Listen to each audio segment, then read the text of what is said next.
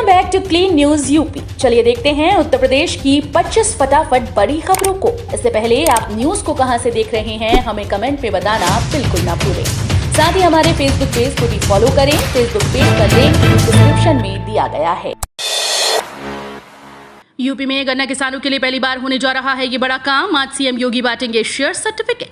UP में पहली बार गन्ना किसानों को शेयर सर्टिफिकेट की सौगात मिलने जा रही है। सहकारी चीनी मिलों और सहकारी गन्ना समितियों के सदस्य अंशधारक किसानों को शेयर सर्टिफिकेट मिलेंगे। सीएम योगी आज 11 जुलाई को लोक भवन में आयोजित कार्यक्रम में सर्टिफिकेट बांटेंगे। इस कार्यक्रम में प्रदेश के 40 जिलों की 168 सहकारी गन्ना विकास समितियों और 24 सहकारी चीनी मिल समितियों से आए हुए गन्ना किसानों को अंश प्रमाण पत्र वितरित किए जाएंगे। मरीजों के लिए राहत। लखनऊ के लोहिया संस्थान में कम कीमतों में जांचें। आसपास के जिलों से लखनऊ आकर जांच और इलाज कराने वाले मरीजों के लिए राहत की बात है। लखनऊ लोहिया संस्थान में मरीजों की जांच अब सस्ती दरों पर होगी। पैथोलॉजी जांच कीमतों को कम करने पर अधिकारी विचार कर रहे हैं। कीमतों को कैसे और कितना कम किया जाए, इन बिंदुओं का अध्ययन किया जा रहा है। लोहिया अस्पताल का संस्थान में विलय हो गया है। मंगलवार से हॉस्पिटल ब्लॉक में मुफ्त इलाज पूरी तरह से बंद करने की तैयारी है। ऐसे में ओपीडी पर्चे से जांच तक शुल्क मरीजों को देना पड़ेगा। मरीजों को राहत देने के लिए संस्थान प्रशासन पैथोलॉजी की जांच कीमतों में कटौती पर विचार कर रहा है। कांवड़ यात्रा मार्गों पर खुले में मास्क की बिक्री पर लगेगी रोक। यूपी में योगी सरकार कर रही है तैयारी। उत्तर प्रदेश सरकार 2 साल के बाद होने वाली कांवड़ यात्रा के लिए निर्धारित मार्गों पर खुले में मास्क की बिक्री पर रोक लगाने के लिए कदम उठा रही है। अधिकारियों ने कहा कि स्थानीय जिला और पुलिस प्रशासन इसे सुनिश्चित करने के लिए मास्क व्यापारियों से संपर्क कर रहे हैं। 14 जुलाई से शुरू होने वाली कांवड़ यात्रा के लिए व्यापक इंतजाम किए जा रहे हैं। यात्रा 2020 और 2021 में कोरोना के कारण नहीं हुई थी। भगवान शिव के भक्त कांवड़िया गंगा नदी के तट पर पानी लाने के लिए जाते हैं, जिसे वे अपने घरों या इलाकों के मंदिर में चढ़ाते हैं। मुख्यमंत्री योगी आदित्यनाथ ने हाल ही में एक बैठक में अधिकारियों को निर्देश दिया कि वे कांवड़ यात्रा रूट की सड़कों को साफ करें और खुले में मास्क की बिक्री पर रोक लगाने के अलावा रोशनी व्यवस्था, स्वच्छता और प्राथमिक चिकित्सा की व्यवस्था करें। यूपी बोर्ड 9वीं और 11वीं की एडमिशन प्रक्रिया शुरू। यूपी बोर्ड ने नया शैक्षणिक सत्र 2022-23 शुरू कर दिया है। इस वर्ष बोर्ड परीक्षा के बाद अब 9वीं से 12वीं तक प्रवेश प्रक्रिया शुरू हो गई। बोर्ड सचिव दिव्यकांत शुक्ला के अनुसार कक्षा 9 से 12 तक के बच्चों को 5 अगस्त तक प्रवेश दिया जाएगा। स्कूल के प्रधानाचार्य 10वीं 12वीं के छात्रों की परीक्षा शुल्क 10 अगस्त तक एकमुश्त जमा करेंगे। उसके बाद जमा परीक्षा शुल्क और छात्र छात्राओं के शैक्षिक विवरणों की बोर्ड की वेबसाइट www.upmsp.edu.in पर 16 अगस्त तक अपलोड करेंगे। यहां छात्र सभी प्राप्त कर सकेंगे। 10 अगस्त तक ही छात्र प्रवेश ले सकेंगे।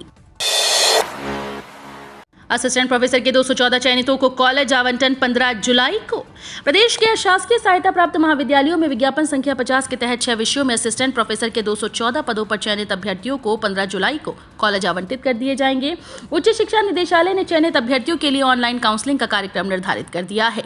कॉलेज आवंटन वाले दिन के अभ्यर्थियों को नियुक्ति पत्र जारी किए जाएंगे। इस बार अभ्यर्थियों से कॉलेज के विकल्प इंटरव्यू के दौरान ही मांग लिए गए थे। सो ऑनलाइन काउंसलिंग अब काफी आसान हो गई। पहले ये प्रक्रिया पूरी होने में कम से कम 1 सप्ताह का समय लगता था, लेकिन अब यह प्रक्रिया 1 दिन में ही पूरी हो जा रही है। यूपी के स्वास्थ्य विभाग में तबादलों पर नहीं थम रहा बवाल। 14 से आंदोलन का ऐलान। यूपी के स्वास्थ्य विभाग में हुए तबादलों को लेकर बवाल थमने का नाम नहीं ले रहा। डिप्टी सीएम ब्रजेश पाठक भी इसे लेकर नाराजगी जता चुके हैं। एक और पीएमएस एसोसिएशन तमाम गलत तबादलों का चिट्ठा तैयार करने में जुटी है, तो दूसरी ओर राज्य कर्मचारी संयुक्त परिषद ने 14 जुलाई से आंदोलन का ऐलान कर दिया है। स्वास्थ्य महानिदेशालय के घेराव और धरने का निर्णय लिया गया। इस संबंध में परिषद अध्यक्ष सुरेश रावत की अध्यक्षता में शनिवार को बैठक हुई। परिषद के महामंत्री अतुल मिश्रा ने कहा कि वर्ष 2022-23 की स्थानांतरण नीति के विपरीत चिकित्सा और स्वास्थ्य विभाग में पैरामेडिकल और अन्य सभी संवर्गों में व्यापक ट्रांसफर किए गए हैं। दिवाली पर इस बार मुश्किल होगा सफर। मुंबई से आने वाली ट्रेन अभी से पैक, चल रही लंबी वेटिंग। इस बार दिवाली का पर्व 24 अक्टूबर को मनाया जाएगा। दूर दराज से आने वाले यात्रियों ने 120 दिन पहले से ट्रेन में आरक्षण कराना शुरू कर दिया। नतीजा ये रहा कि मुंबई से यूपी आने वाली सभी ट्रेन में अभी से वेटिंग शुरू हो गई। ऐसे में दिवाली पर अपने घर आने वाले यात्रियों का सफर आफत बनता जा रहा है। रेलवे आरक्षण केंद्र से मिली जानकारी के मुताबिक 22 अक्टूबर को मुंबई से चलने वाली पुष्पक के स्लीपर में वेटिंग 186 पहुंच गई। इसके बाद और पहले की तारीखों में भी वेटिंग के टिकट मिल रहे हैं। 28 साल बाद एथलेटिक्स चैंपियनशिप की मेजबानी करेगा गोरखपुर। तैयारियों में जुटा खेल विभाग।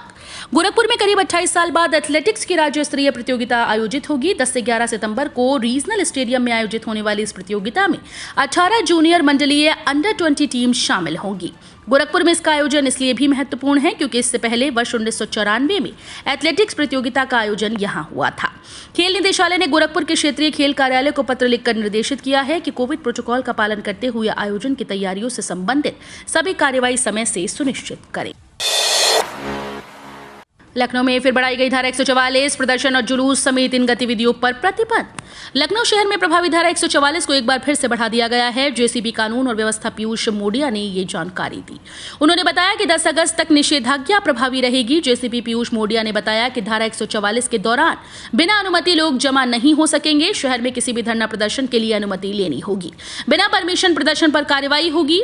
जेसीबी के मुताबिक शहर में मुहर्रम अकीदत के साथ मनाया जाता है। इस दौरान श्रावण मास भी है जिसमें शिव भक्त मंदिरों में दर्शन करने के लिए पहुंचते हैं। इसे देखते हुए विशेष चौकसी बरतने के निर्देश हैं। बकरीद को लेकर भी अतिरिक्त सतर्कता बरती जा रही है जिससे कोई व्यवधान न हो सके।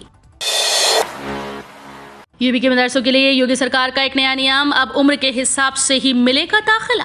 यूपी में मदरसों को योगी सरकार लगातार अपडेट कर रही है। नए मदरसों को अनुदान बंद कर दिया गया है। मदरसों में राष्ट्रवाद की शिक्षा को बढ़ावा देने के लिए राष्ट्रगान गाना अनिवार्य कर दिया गया है। अब मदरसों में एक और नया सुधार किया जा रहा है। योगी आदित्यनाथ सरकार यूपी के मदरसों में पढ़ने के लिए अब आयु सीमा निर्धारित करेगी। प्रदेश के सभी मान्यता प्राप्त और अनुदानित मदरसों में आयु सीमा के मानक लागू होंगे। अब छात्रों को दाखिला इन्हीं मानकों के आधार पर दिया जाएगा। आयु सीमा पाठ्यक्रम के हिसाब से तय होगी। साहित्य की चोरी पर डीडीयू में बढ़ा विवाद। एचओडी पर प्रोफेसर के आरोपों की प्रकाशक ने दी सफाई। दीनदयाल उपाध्याय गोरखपुर विश्वविद्यालय में कला संकाय के एक विभाग अध्यक्ष और उन्हीं के विभाग के एक वरिष्ठ प्रोफेसर के बीच आरोप प्रत्यारोप का सिलसिला थमने का नाम नहीं ले रहा। साहित्य की चोरी के आरोप से शुरू हुआ ये विवाद लगातार दूसरे दिन सोशल मीडिया पर जारी रहा। विभाग अध्यक्ष पर प्रोफेसर के आरोपों की सफाई प्रकाशक की ओर से आई। प्रोफेसर अपने आरोपों पर अड़े रहे। दावों और सवालों पर पलटवार चलता रहा। विभागाध्यक्ष ने साहित्य चोरी के आरोपों पर प्रकाशक के द्वारा जारी स्पष्टीकरण ग्रुप में डालकर प्रोफेसर के आरोपों का जवाब देने और खुद को निर्दोष साबित करने की कोशिश की, तो प्रोफेसर ने भी उस पत्र में कमियों पर सवाल उठाए। यूपी में बनते जा रहे सूखे के हालात, 60% कम हुई बारिश, किसानों की चिंता बढ़ी। यूपी में मानसून का इतना फीका आगमन हाल के वर्षों में देखने को नहीं मिला था। प्रदेश में मानसून को प्रवेश के लिए 20 दिन से ज्यादा हो चुके हैं, लेकिन बारिश अभी तक रूठी हुई है। इस कमी से प्रदेश में सूखे के हालात बनते जा रहे हैं। गांव-गांव में धान की रोपाई बुरी तरह से प्रभावित हुई। अब तक धान की रोपाई हो जाया करती थी, लेकिन बारिश की कमी के कारण इसमें खलल पड़ा। अंतिम सहारा बिजली के नलकूप बचे हैं। मौसम विभाग के बारिश के आंकड़े काफी सिहरन पैदा करने वाले हैं। कानपुर हिंसा में फंडिंग करने वाले बिल्डर वसी पर योगी सरकार का शिकंजा, 9 अवैध इमारतों पर चलेगा बुलडोजर। कानपुर के नई सड़क हिंसा में फंडिंग करने वाले बिल्डर मोहम्मद हाजी वसी के खिलाफ शिकंजा कसता जा रहा है। योगी सरकार वसी की 9 अवैध इमारतों पर बुलडोजर चलाने जा रही है। ध्वस्तीकरण का केडीए ने नोटिस जारी कर दिया। आरोपित के जवाब का इंतजार है। इसके बाद ध्वस्तीकरण की कार्रवाई शुरू कर दी जाएगी। ऐसे में खलबली मच गई है। केडीए की जांच में बिल्डर वसी की 28 इमारतें सामने आई थी। अवैध इमारतों की चल रही पड़ताल के तहत 9 इमारतों पर ध्वस्तीकरण का फैसला हुआ। अब देखना होगा कि बिल्डर क्या जवाब दाखिल करता है। इसके अलावा अन्य बची 19 बिल्डिंग्स की जांच कराई जाएगी। यूपी में 16 से 31 जुलाई तक चलेगा बड़ा अभियान, घर घर जाएंगी टीम्स। कोरोना के बाद यूपी में अब बारिश में होने वाली बीमारियों को लेकर चिंता सताने लगी है। हालांकि इसको लेकर प्रदेश सरकार ने अलर्ट भी जारी कर दिया है। साथ ही लोगों से सावधानी बरतने की अपील भी की है। इसको लेकर अब यूपी में स्वास्थ्य विभाग 16 से 31 जुलाई तक दस्तक अभियान चलाने जा रहा है। हाई रिस्क क्षेत्रों व दस्तक अभियान के दौरान घर घर टीम्स के द्वारा किए गए सर्वेक्षण के आधार पर चिन्हित क्षेत्रों में फॉगिंग की जाएगी। ये विशेष मेडिकल टीम्स घर घर जाकर संक्रामक रोगों से ग्रस्त मरीजों की पहचान करेंगी। इस टीम में आशा वर्कर के साथ स्वास्थ्य कर्मी भी शामिल रहेंगे।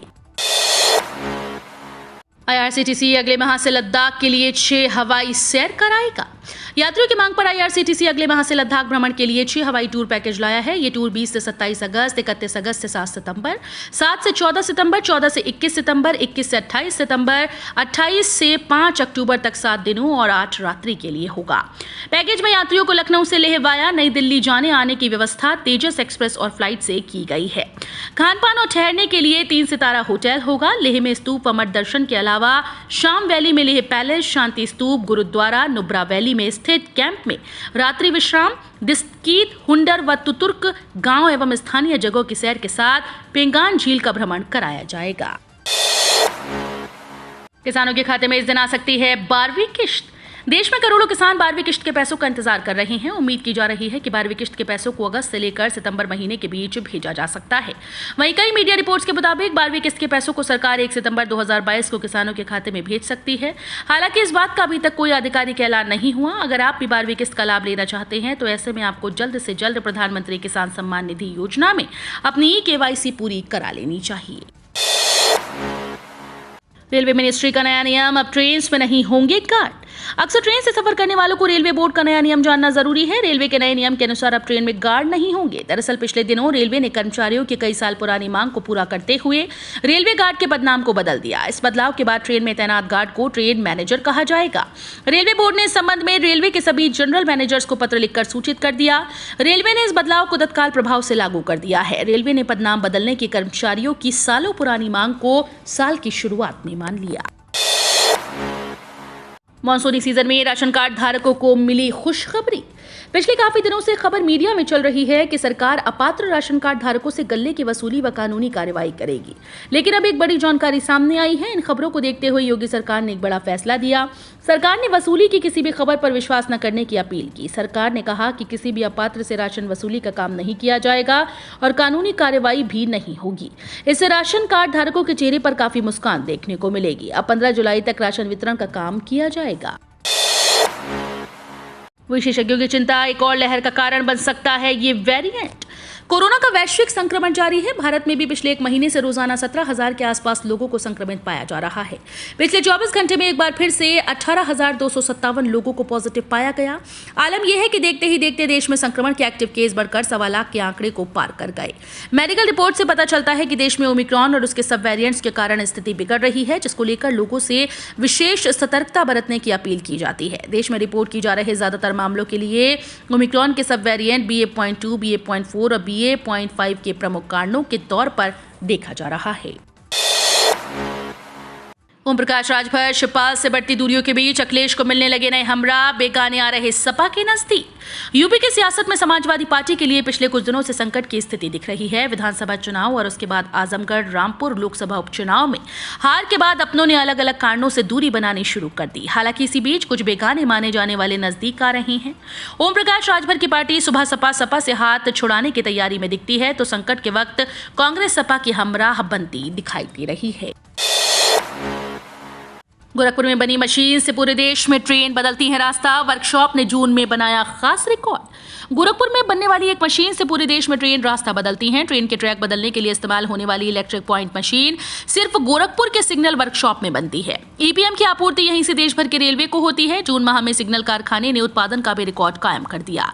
ट्रेन को लूप लाइन से मेन लाइन पर लाने के लिए, रन थ्रू पास करने के लिए या प्लेटफॉर्म पर लाने के लिए ट्रैक बदलना पड़ता है। ट्रैक बदलाव इलेक्ट्रिक पॉइंट मशीन के जरिए होता है। ये मशीन पूर्वोत्तर रेलवे के गोरखपुर स्थित सिग्नल वर्कशॉप में बनती है। IB, ITBP समेत विभिन्न विभागों में हो रही हैं भर्तियां। हमारे देश में हर साल सरकारी नौकरी की तैयारी करने वाले उम्मीदवारों की संख्या में इजाफा हो रहा है। विभिन्न केंद्रीय और राज्य विभागों में भर्तियां जारी हैं। कई बार उम्मीदवारों को सरकारी भर्ती की जानकारी नहीं मिल पाती। इंटेलिजेंस ब्यूरो भर्ती में रिक्त पदों की कुल संख्या 766 निर्धारित की गई। भर्ती में चयनित उम्मीदवारों को assistant central intelligence officer, security assistant और जूनियर इंटेलिजेंस ऑफिसर समेत विभिन्न पदों पर नियुक्ति दी जाएगी। इंटेलिजेंस ब्यूरो में रिक्त पदों पर भर्ती के लिए आवेदन की प्रक्रिया जारी है।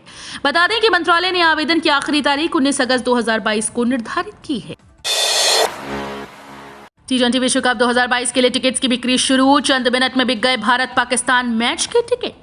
ऑस्ट्रेलिया में होने वाले T20 विश्व कप के आयोजन में सब कुछ महीने का ही समय रह गया है। सभी टीम्स इस टूर्नामेंट को ध्यान में रखते हुए अपनी तैयारी शुरू कर चुकी हैं।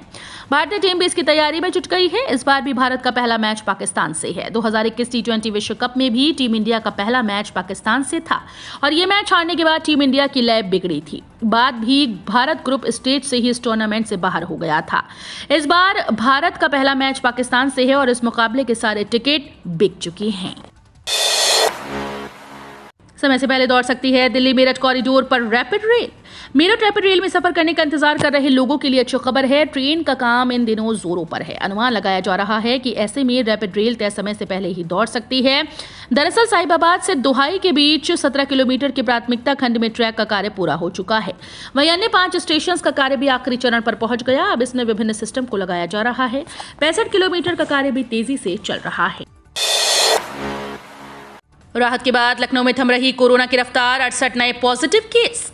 लखनऊ में कोरोना को लेकर राहत भरी खबर है। लखनऊ की रफ्तार धीमी पड़ी है। रविवार को 68 लोग संक्रमण की चपेट में आए। इससे पहले शनिवार को 70 लोगों में वायरस की पुष्टि हुई थी। सबसे ज्यादा कैसरबाग इलाके में 17 लोग वायरस की चपेट में आए हैं। अलीगंज में 10 और इंदिरा नगर में 9 लोग संक्रमित मिले। आलमबाग, चिन्हट, रेड क्रॉस में 7-7 लोगों को वायरस ने अपना शिकार बनाया। वहीं सरोजनी नगर में 5 लोग वायरस की चपेट में आ गए। सीएमओ डॉक्टर मनोज अग्रवाल ने बताया कि रविवार को 100 मरीजों ने वायरस को मात देने में कामयाबी हासिल की। तो ये थी आज की 25 फटाफट बड़ी खबरें। अगर आपको न्यूज़ पसंद आई हो तो वीडियो को लाइक और शेयर जरूर करें। धन्यवाद।